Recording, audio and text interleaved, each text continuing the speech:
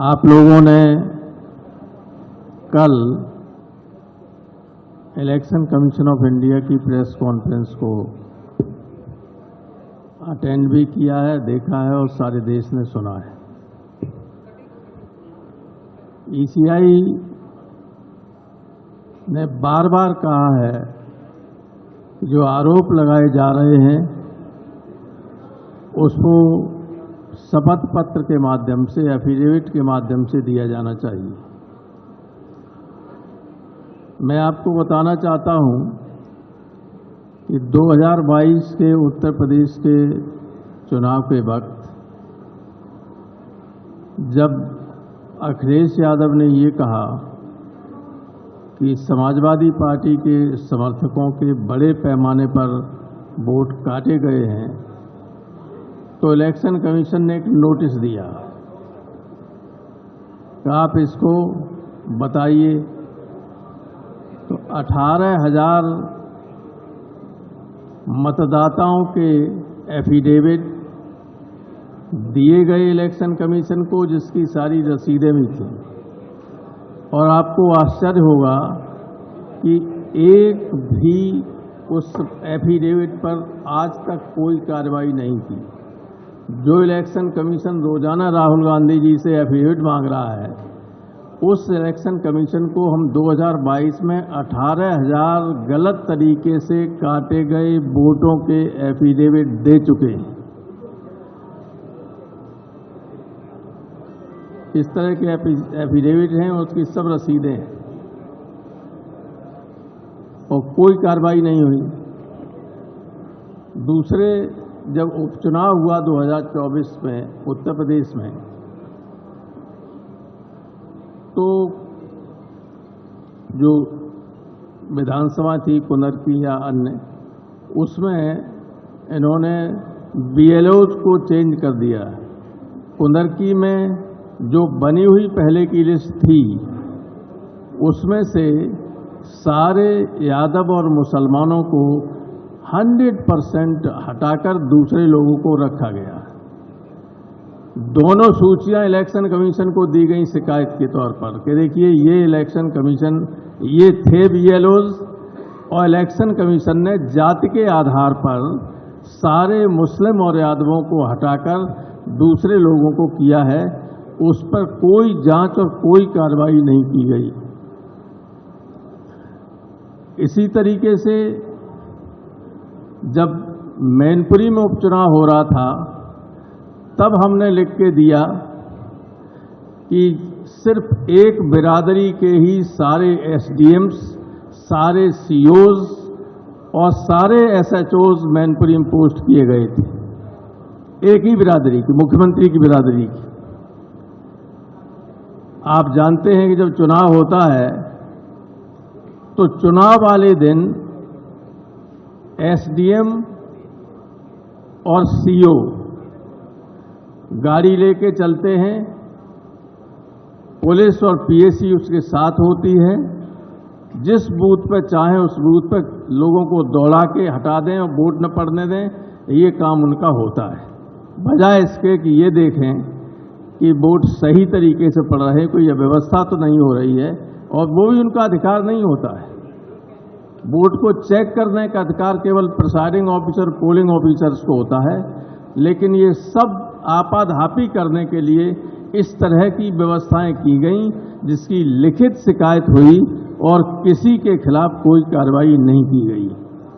तो election commission का ये कहना कि बिना तथ्यों के शिकायत की जाती है, कोई एफिडेविट नहीं दिए जा रहे हैं, वो गलत है पूरी तरीके से। इससे सब लोगों को अपनी अपनी बात। दिल्ली में बहुत बड़ा घपला हुआ, संजय सिंह जी बताएंगे आपको। और हमारे यहाँ तो अभी से फिर वोट काटने की प्रक्रिया शुरू हो गई उत्तर प्रदेश में। अभी से पूरे उत्तर प्रदेश में ट्रांसफर की लिस्ट आप देखिएगा। अगर ठीक जगह पर कुछ हमारे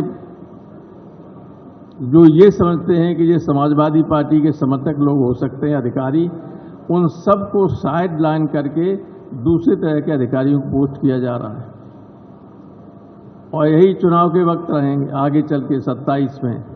तो ये सारी गड़बड़ियां कैलकुलेटेड वे में होती हैं और इलेक्शन कमीशन पूरी तरह से नज़रअंदाज करता है हमारी शिकायतों को। ये हमारी शिकायत इलेक्शन कमीशन से है, जबकि भारतीय संविधान के आर्टिकल 326 में ये लिखा है कि जिस व्यक्ति ने 18 वर्ष या उससे ज़्यादा की उम्र प्राप्त कर ली है उसका वोट रजिस्टर होगा। अगर उसका वोट रजिस्टर नहीं है तो उल्टी तरफ से पढ़ें तो इसका क्या अर्थ होगा? एनआरसी लागू हो गई। कोई भी दरोगा ये कह दे कि भाई संजय सिंह का वोट नहीं है, इनका वोट नहीं है, तो वोट नहीं है माने ये नागरिक नहीं है देश के। ये बहुत ही गंभीर स्थिति है। इस गवर्नमेंट का मंशा और इलेक्शन कमीशन का मंशा आर्टिकल 326 के इंटरप्रिटेशन पर देखिए कि बहुत ही गलत है। ये देश के लिए हानिकारक है। गंभीर चिंता की बात है सारे देश के नागरिकों के लिए। जिनका वोट नहीं होगा उनसे सरकारी अधिकारी कोई भी ये कह सकता है कि तुम तो इस देश के नागरिक नहीं हो। वो तो भला हो कि पिटिशनर पहुंचे सर्वोच्च न्यायालय आपके नकारने के बाद और तीसरे हियरिंग में माननीय सर्वोच्च न्यायालय ने एक दिशा दी। 2 बार पहले भी आपसे कहा आधार को इंक्लूजन के लिए, क्योंकि उसका सैचुरेशन 86-87% है बिहार में, आप इस्तेमाल करो। आपने नहीं किया। अब संभवतः आप करेंगे। मैं संभवतः इसलिए कह रहा हूं क्योंकि हम ग्राउंड रिपोर्ट का इंतजार कर रहे हैं, एक एक ग्राउंड रिपोर्ट का। ये हठधर्मिता, ये अहंकार हमने चुनाव आयोग के परसोना में नहीं देखा था। हमारी आपत्तियां, चाहे राहुल जी हों, तेजस्वी जी हों, अखिलेश जी हों, या मंच पे बैठे कोई लोग हों, दिल्ली का मामला हो, महाराष्ट्र का हो, हरियाणा का हो, हमारी शिकायत इसी किताब की ताकत से आती है। ये भारत का संविधान है। कल माननीय मुख्य चुनाव आयुक्त कह रहे थे कि हमसे सवाल पूछ रहे हैं, संविधान पे सवाल उठा रहे हैं। महोदय, आप संविधान के पर्यायवाची नहीं है, आप जन्मे हैं संविधान से। ये तो आप मोदी जी की तरह बोल रहे हैं कि उनकी आलोचना राष्ट्र की आलोचना है। मोदी जी राष्ट्र के पर्याय नहीं है। सरकार हो, संसद हो, न्यायालय हो, पॉलिटिकल पार्टीज हो, हम इस किताब की ताकत से पैदा हुए हैं और इस किताब की आड़ लेकर के आप इसकी धज्जियां मत उड़ाइए। मैं तमाम अपने साथियों के माध्यम से एक ही बात कहूंगा, this book is for protection, safeguard, it can not be A shield for your defiance of constitutional propriety and morality. That is what you are doing. आपने कल एक आखिरी चीज कहूंगा, एक स्तर पर उनके अंदर राजीव जी आ गए थे, पुराने वाले, शायराना अंदाज में बोला, क्या होता है पक्ष विपक्ष नहीं, सब समकक्ष हैं। ये कहना आसान है, दिखना बड़ा मुश्किल है। कल हम अपने मुख्य चुनाव आयुक्त को ढूंढ रहे थे, वो तो मिले नहीं, बीजेपी का एक नया प्रवक्ता और मिल गया।